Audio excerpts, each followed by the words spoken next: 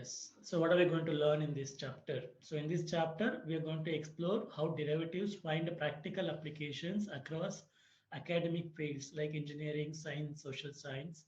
Specifically, we will delve into using these derivatives into calculating the rate of change of quantity. I'll come to that. What is rate of change of quantity and how derivatives are going to help us in understanding that, and determine the equations for a tangent and normal lines at a given point on a curve. Even though this has been removed out of our syllabus, we might have to understand what is tangent and normal for a curve using differentiation. I'll give a quick description about how to find tangent and normal, even though it is not part of our syllabus anymore. Okay, according to our board syllabus pattern, and identifying the turning point of a function's graph, adding and finding the local minimum as well as maximum values of a curve. For example, a curve can be increasing or decreasing. It might have its maximum point in a given domain and range, or it might even have minimum point, right? So we need to use differentiation to understand where the function is achieving the maximum value, and the value for which it becomes maximum is called maxima, as well as a minima for the value for which it becomes minimum.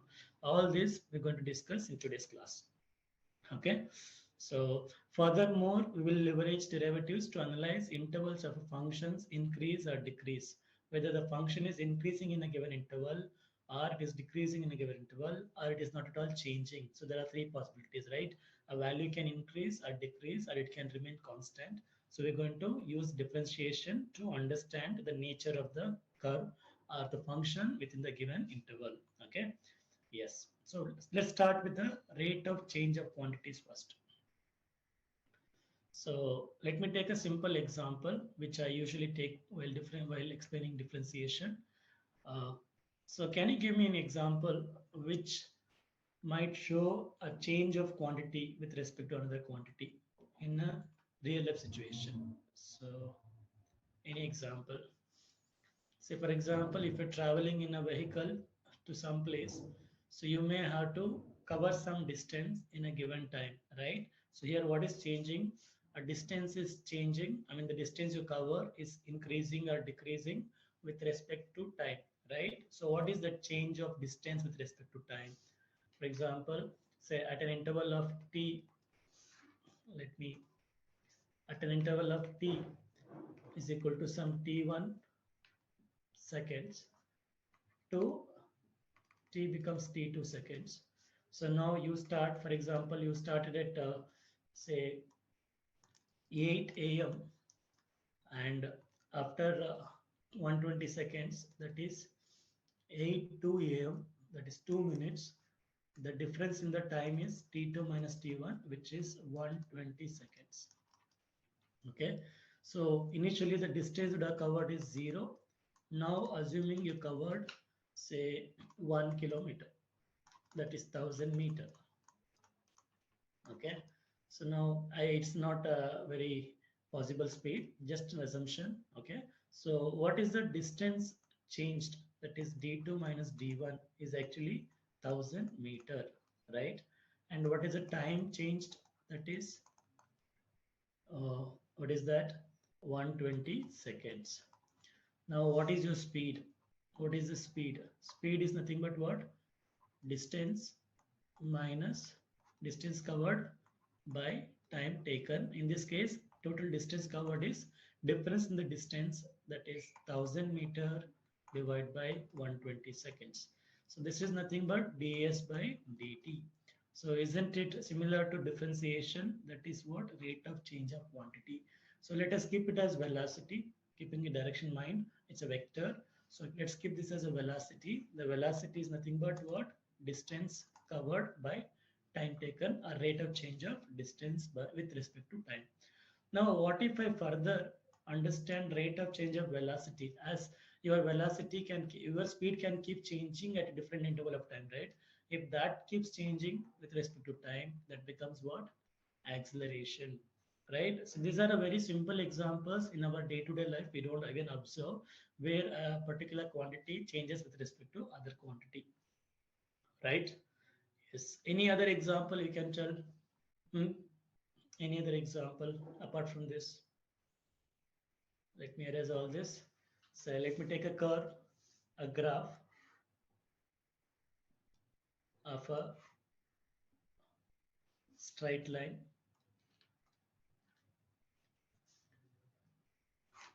Okay, so and I'm going to plot some points in this graph. Okay, so I'm going to take some point P1, say some a point A and point B. So point AB, say some x1 comma y1, point BB x2 and y2. So now I need to study in this region of this is x2, this is x1, and if I take a perpendicular point, corresponding points of y, this is y1, this is y2. And we generally write y as a function of x, right? That means it is f of x1, this is f of x2. Now I want to know this quantity, that is f of x2, x1 minus f of x2 divided by x1 minus x2. Don't you think this is, what is it called?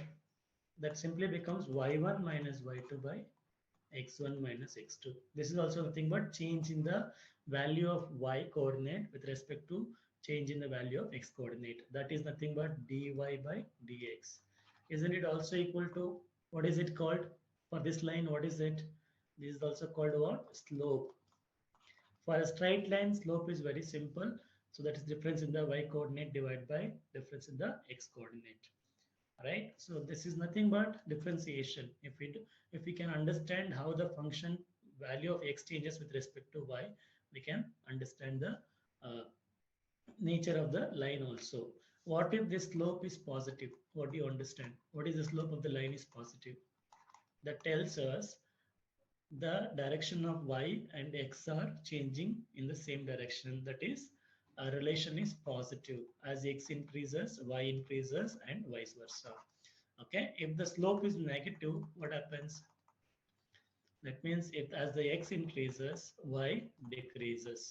That means they are negatively related. Okay, suppose if the slope is zero, that is the angle made by the line is zero with respect to x-axis, then there is no relation at all. That means whatever happens to y, x will not change. There is no relation at all between x and y. Okay, so this is nothing but slope of a straight line. What if it is not a straight line? For if what if it is a curve like this, a sinusoidal curve or a parabolic curve, then what is going to happen to that dy by dx? So let us understand. Let me erase this.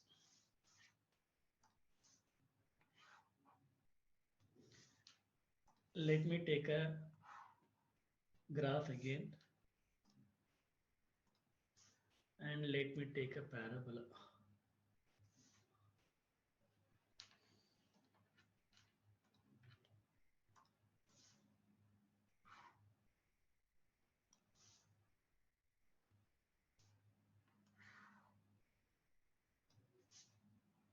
Okay, so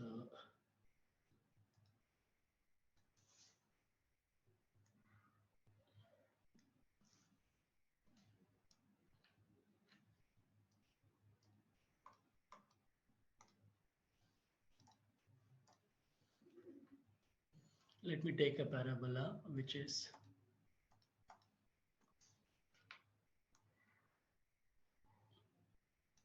so this is a curve now. Now, how can I find the slope of this curve? So this curve is continuously varying, and I won't be able to find a constant slope. The slope is also varying. If you take a point at these two places, say x1, y1, and another point x2, y2, the slope if you consider a line here, that slope will be different compared to this. And if I take at this two interval, the slope will be different. That means for this kind of curve, the slope is varying. So what we will do at that point is we will take two different points very close to each other. That is why we say small change in the y divided by small change in the x. That will at a particular interval that will give you the slope at that region. So that slope value will tell me whether the curve is increasing or decreasing. For example, at this point, at this, say for example, at this peak point, if I try to take the small difference in the y and x, it may give you a line parallel to x-axis. That means at this point, the slope is 0. That means it's constant. Whereas if I take any interval like this, at this point, the slope will be negative. That means the curve is decreasing. And if I take consider any point like this, if I find a slope at this point, the slope will be positive, that is increasing. That means the slope is constantly changing in this curve at different points, right? So based on this, we can understand whether the curve is whether the function is increasing or decreasing.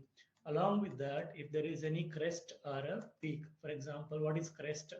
The crest is valley part here. So the lowest part, it can be a crest of a curve.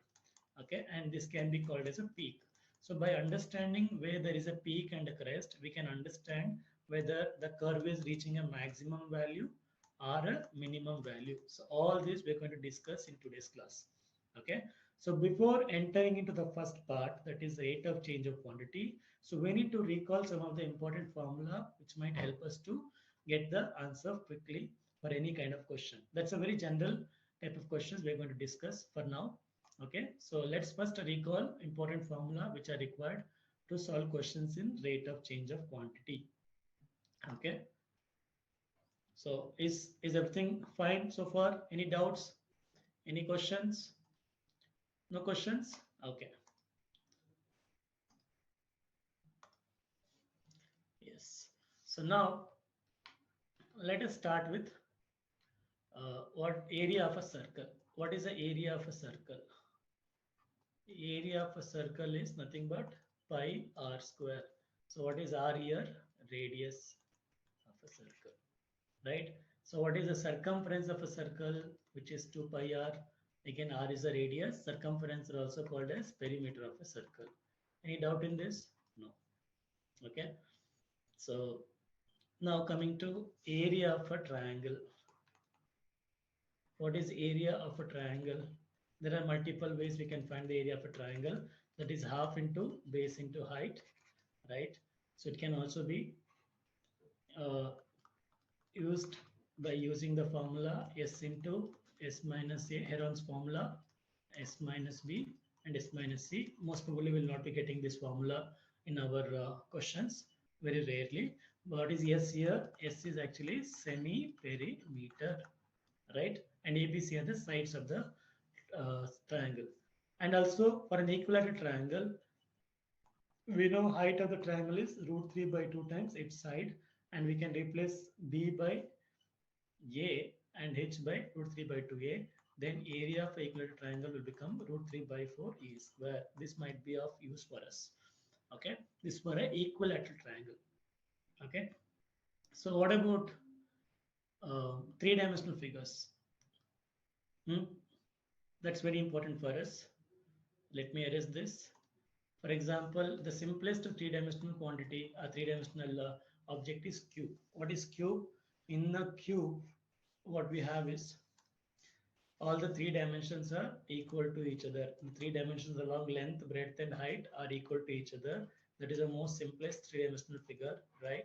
If I take a cube, that L be A and breadth be A and H be A. So then what is the volume of a cube? Remember, volume of a three-dimensional figure, if we can find a uniform cross-section throughout a height, then you can multiply that area, which is 2-dimension, and height, which is 1-dimension, which will give you totally 3-dimension quantity, that is volume. So what is uniform area of cross-section is, if you cut this with a horizontal plane, the shape what you can see is a uniform area, is the area of cross-section. And if that area is uniform throughout, I can multiply that area with the height, that becomes a volume. And in case of a cube, yes, this cross-sectional area will be uniform throughout its height. And what is that shape? If you can imagine, can you imagine what can be this shape? When you cut this with a horizontal plane, this shape will be a square of the side A itself, right? That means what is the area of the square? A square. And what is the height of this cube? A. That is how volume of the cube becomes A cube. Okay. And now we can discuss surface area of a cube. surface area of a cube. What is it? Surface area of a cube. There are two types of surface area you need to keep in mind. One is a lateral surface area, and then another one is a total surface area. Suppose if this cube is this room, a particular room is in the shape of a cube. If you consider only the four walls, that becomes lateral surface area. And each of the wall is a square here of the side A. That means what is the lateral surface area of the cube? 4 times A square. And how many faces are there for a cube, including the roof of this room and floor? We have 6 faces. That means each of them will be square. So total surface area will be 6A square. Am I right? Yes. So this is total surface area and this is lateral surface area. Okay. Anything else you want to know in cube? Suppose if I have to find the length of the solid diagonal from this corner to this corner, if it is needed. So we are going to imagine this. Let me erase all this. I want a body diagonal length of a cuboid or cube. So what I'm going to imagine is, first, if I want this length, I won't go to this length directly. First, I will think about the diagonal of the base. The diagonal of the base is here. So as this is a square side face base, this is A. A means what is the diagonal of the base? A root 2. Now the height is A. Now you can imagine there is another right angle triangle with the diagonal of the base as A root 2 and the height of the triangle as A. And if I solve this, I get root 3A. That is the body diagonal length of a cube, which may be needed for us. Okay, it depends upon the question. It's also called as solid diagonal length of a cube. It is a diagonal which is going through the space or 3 dimension. Okay, so I can apply similar logic for a cuboid or a rectangular prism. What is a cuboid or a rectangular prism? If all the 3 dimensions are not equal accordingly, according to the in cube, the length, breadth, and height are equal. Whereas if none of them are any one of them are equal, not equal to other, it becomes cuboid. Okay, so volume of the cuboid will be simply L into B into H. Okay, and the surface area, I'm talking about the total surface area. There will be one in the front, you can see LH, and there's a back side that is also LH. And I can say the top surface can be BH, LB, sorry, and the bottom surface can be LB, and the left and right can be BH. Okay, so that means the total surface area will be 2 times LB plus BH plus LH. Okay, and the body diagonal length can be shown as square root of, by using Pythagoras theorem, it's simply L square plus B square plus H square. Yes, cone. Generally we call it as a right circular cone. Why it is called right circular cone? Let me give you reason. Take a right angle triangle. Okay, just take a right angle triangle. Okay, and try to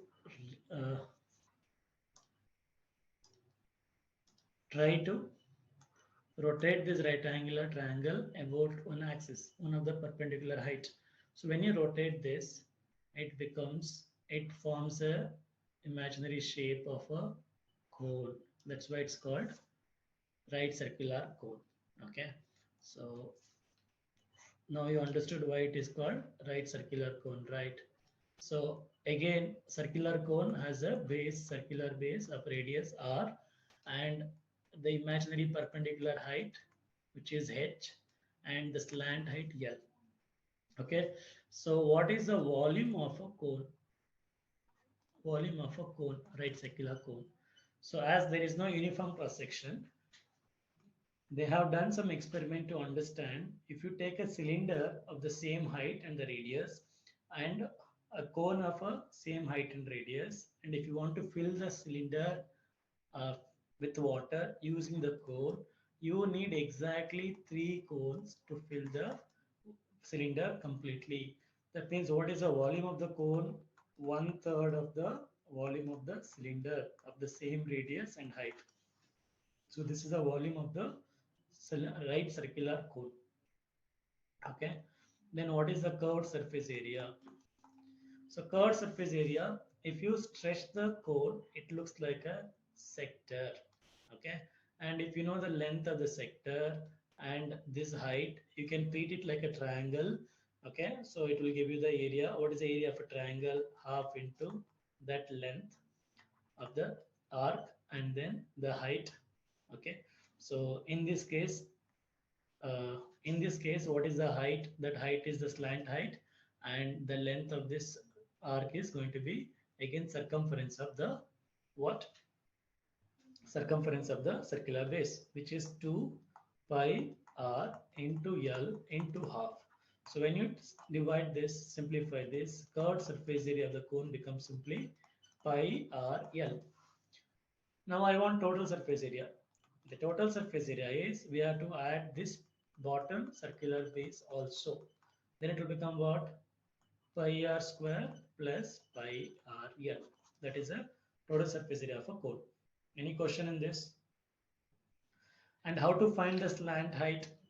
If you know the radius and the height by using Pythagoras theorem, as is the right circular cone, we can use the Pythagoras theorem to find the slant height of the cone if it is not given, right? So all these things you need to remember before solving questions on rate of change of quantities. What is cylinder?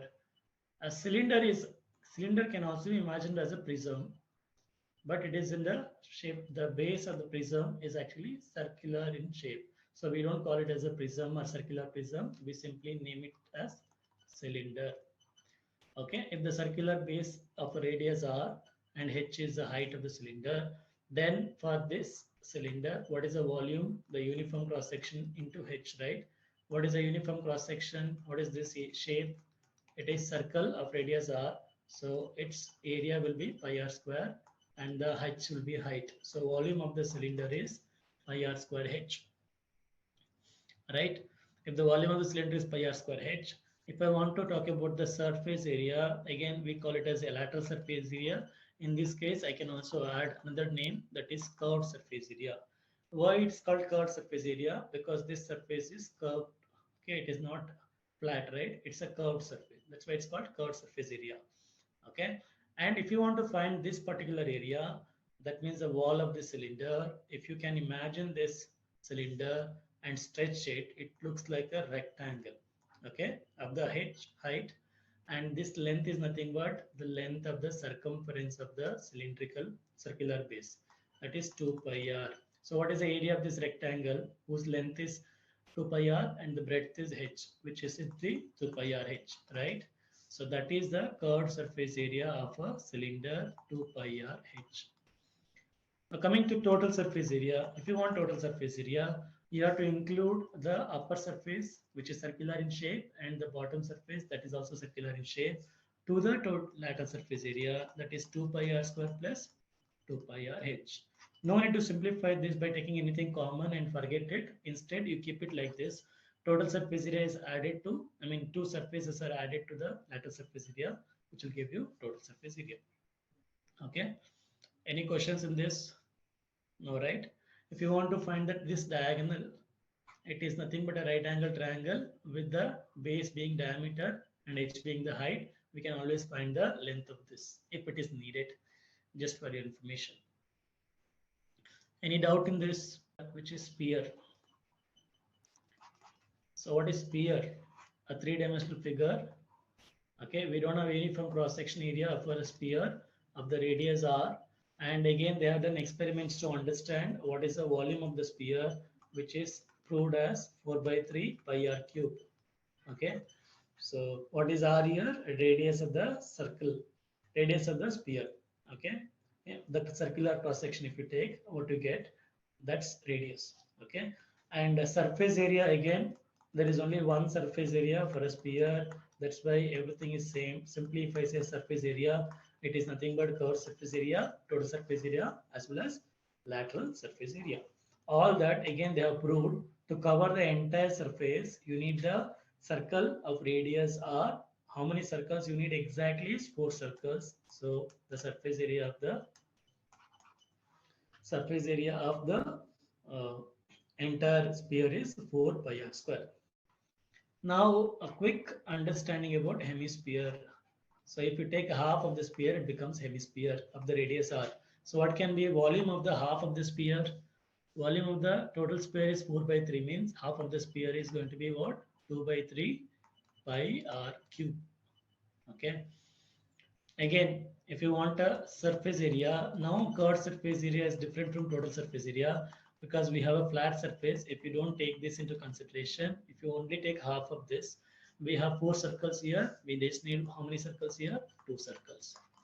If you want total surface area, you also have to add the flat circular base. So it becomes 3 pi r square. So all these are required, definitely required. If you don't know this formula, please make a note of it quickly. Okay, nobody will give you the formula for a sphere or a cone or a cylinder in the exam. So they'll just mention there is a cylinder and this is what the magnitude of the radius or height, whatever. So you have to know the formula, then only you can apply the concepts and solve the questions, get the right answer. Okay. Any issues? No. Now sometimes we get prisms. Actually, cuboid is a rectangular prism. What is a prism? If you take any particular shape, maybe I'm taking hexagon, and if you protrude this into a solid, so what shape we get is called prism. So based on the base, we name the prism. So this is a hexagonal prism. Okay, so how to find a volume of a prism is? Volume is nothing but again uniform area into height. Okay, if you know the area of the base and if you know the height, it becomes volume of the prism. And if you want the lateral surface area, you just have to understand how many rectangles are there, and all these rectangles will have uniform area if it is a prism. Okay, so if this in this case, I have how many rectangles here? 6 rectangles. So if you know the base, side length, and the height of this, so that it into the number of sides of the base will give you the lateral surface area. And if you want the total surface area, again, what will you do? You will add the base as well as the top of the prism. Just like prism, just like cylinder and cone are connected, prism and pyramids are connected. So instead of hexagonal prism, I can also make a hexagonal pyramid. So like this. Okay. So if I have a hexagonal pyramid, volume of the hexagonal pyramid is exactly similar to cone and cylinder. It is 1 by 3 times volume of the prism.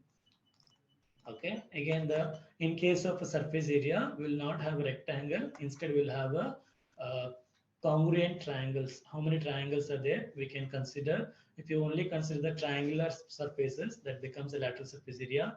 If you consider the base also added to the lateral surface. Please read this question quickly. There's one example, right? Please read that.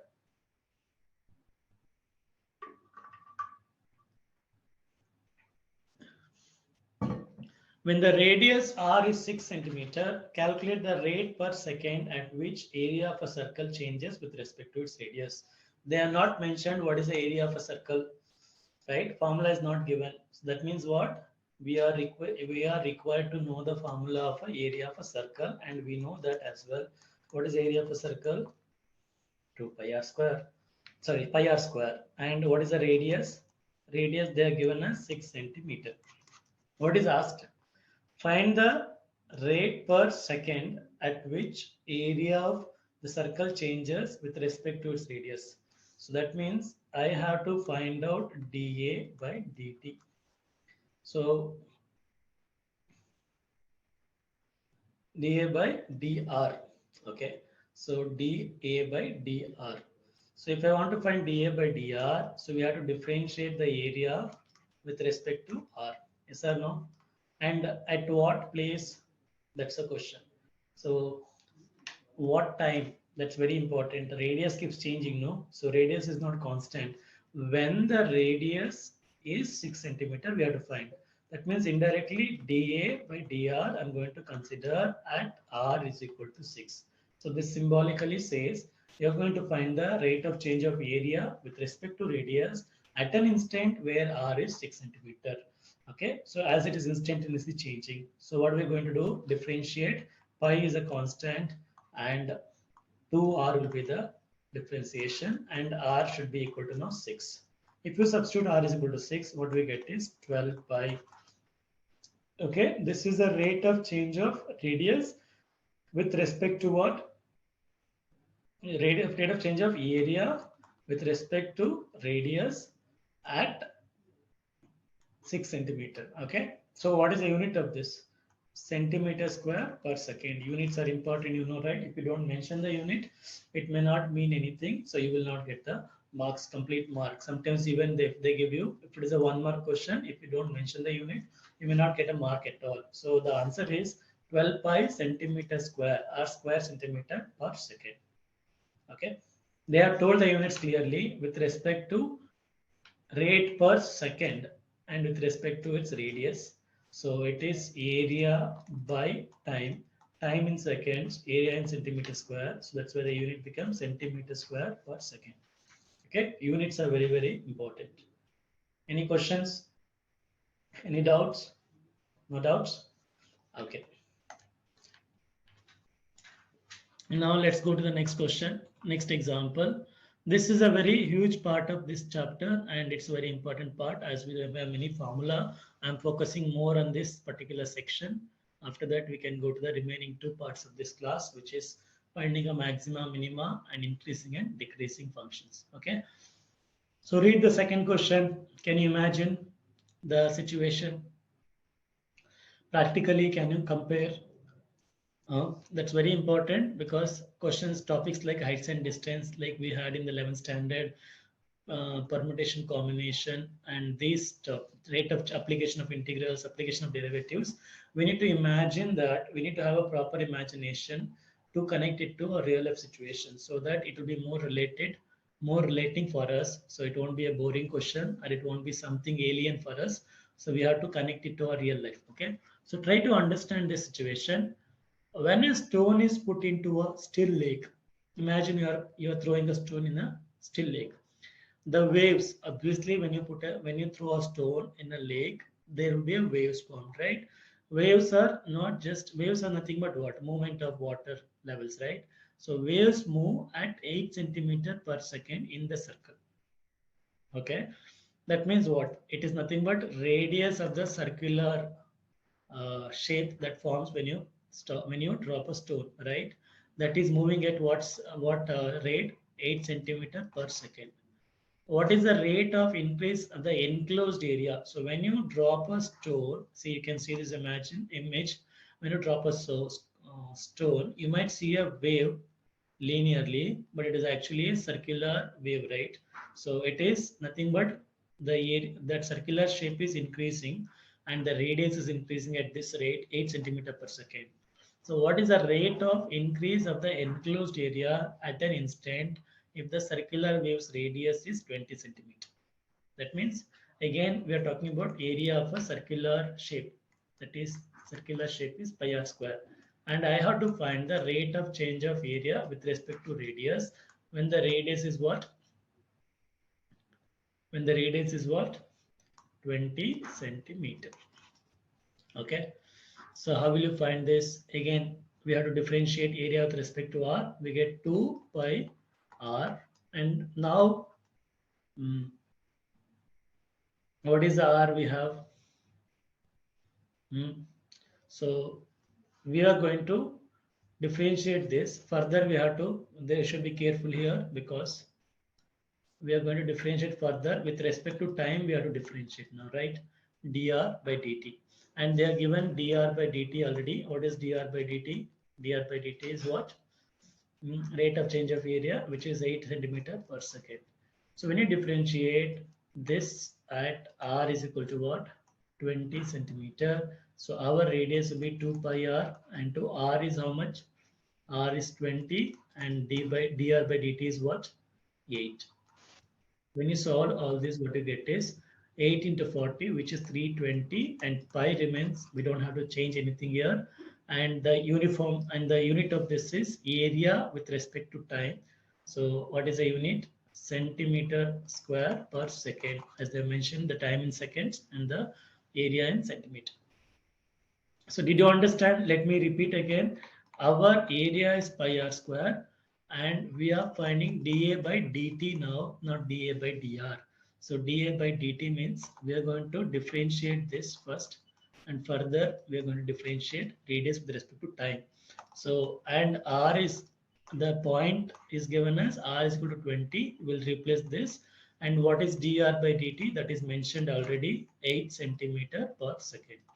Okay, so we're going to just multiply 8. So it is 8 into 40, which is 320 pi centimeter square per second. Unless you write the complete unit and all these steps, your solution is not complete. And that is why you won't get the 100% marks for this. This is slope of a tangent to the curve at y is equal to x cube, where it cuts x-axis. So can you imagine this curve first? Assertion reasoning question, right? First, let me show you how the curve looks like. It's a cubic shape, right? A cubic curve, y is equal to x cube. Can you first imagine how the curve looks like? It is a steeper curve than the parabola, and it will have both positive value as well as a negative value. Okay. Yes. Which is curve, right? It's a curve. So it will be going like this. Okay. So it's positive as well as negative. Now my question is, this is the curve which is given, y is equal to x cube. I want to know slope of the tangent to the curve at y is equal to x cube at x is equal to 0. At x is equal to 0, what happens is the transition is happening. So at this point, what is the slope of the tangent? If you draw the tangent will be parallel to x-axis. So simply the slope is going to be 0.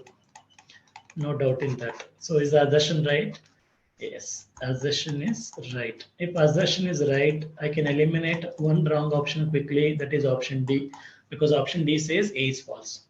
Okay. So what is the second part reasoning saying? The slope of a tangent to the curve at y is equal to f of x at a point is dy by dx.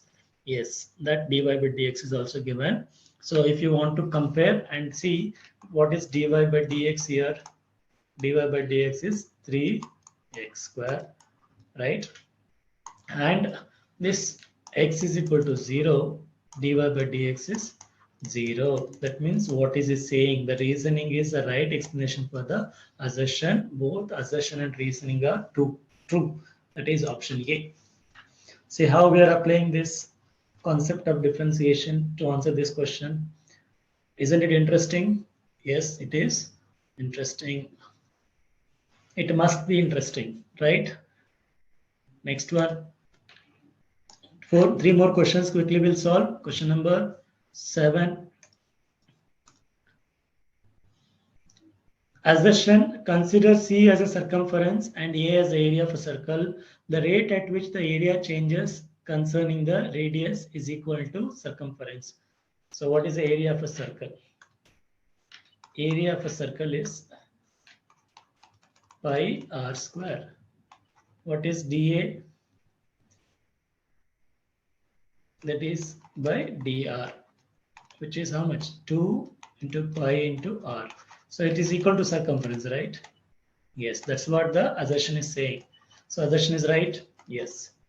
So the reason, the rate at which the area changes concerning the diameter is half of the, okay, if you talk about dA by d, that is diameter, we have to write this as now what now? Pi d square by 4 then.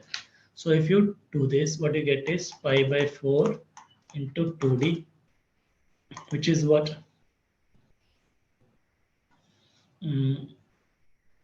This is pi d by 2.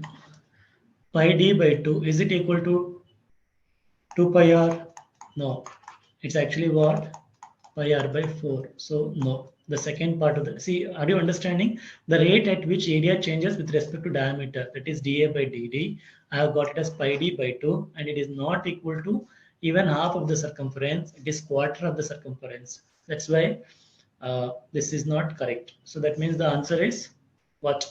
What is our answer? Our answer is only assertion is true, reasoning is false.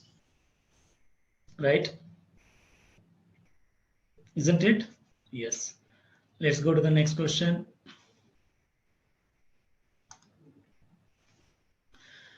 Consider the radius, surface area, and volume of a sphere. So radius is R. Okay. And then surface area is S. Sphere surface area is how much? 4 pi r square. Remember. And volume is what? 4 by 3 pi r cube. Yes. So what is given? The rate at which the volume of the sphere changes concerning the radius is equal to surface area. So volume changes with respect to what? Radius. How much it is? 4 by 3 into pi into 3 pi r square. 3 cancels, right? Which became 4 pi r square. Isn't it equal to surface area? Yes. So the assertion is correct. As assertion is correct, option D is ruled out. Okay. So what is the second one? The rate at which the volume of the sphere changes concerning its surface area is half of the radius. So what I should do now? dv by ds. dy by ds, if I have to do, I have to replace the volume in terms of the surface area. So how will you do that? Let's see. So 4 by 3. If I want to write the volume in terms of surface area, so what we can do is, we can write as 4 by 3 pi r square into r. So this can be written as s into r by 3, right? So s into r by 3. And we need to know the radius for this now, right? So isn't it? So dv by ds is r by 3. They're saying this is half of the radius, but it is not half of the radius. It is what? 1/3 of the radius. As it is 1/3 of the radius, the reasoning is false. That means what? The answer is option C. Only the assertion is correct and reasoning is false. Right? Yes. If you differentiate with respect to S, S will be gone. We end up with only R by 3. And that is not equal to half of the radius. It is 1/3 of the radius. So simple. Last question in this.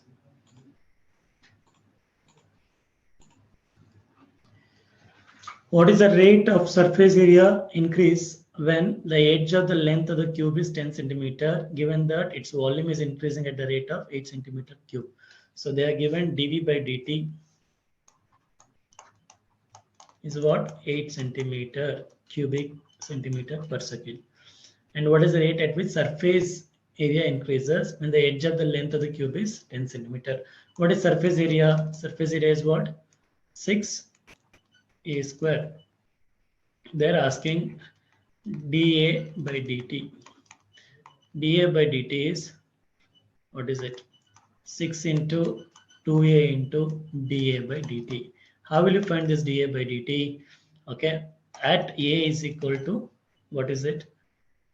10 centimeter. I have got everything except dA by dt now. Yes or no? So that's why we need to use this information. So this is 12 into a into dA by dt. So a is equal to 10 means we get 120 dA by dt. So I have to find dA by dt using this information. So volume is a cube d by dt is given as 8 centimeter cube. So what I get is 3a square dA by dt at a is equal to what? 10 centimeter is 8. So if I solve this, 3 into 100 is equal to dA by dt is equal to 8. So what is dA by dt then? 8 by 300. So we are going to substitute here. 120 into 8 by 300. So 4 2s are 475s are 325s are 340s are. So our answer will be 80 by 25. Okay, it depends on the unit. Unit should be what now? At what rate? That is going to be centimeter square per second or minute based on the unit they are given. It's given 7 seconds, so it has to be second then. 80 by 25.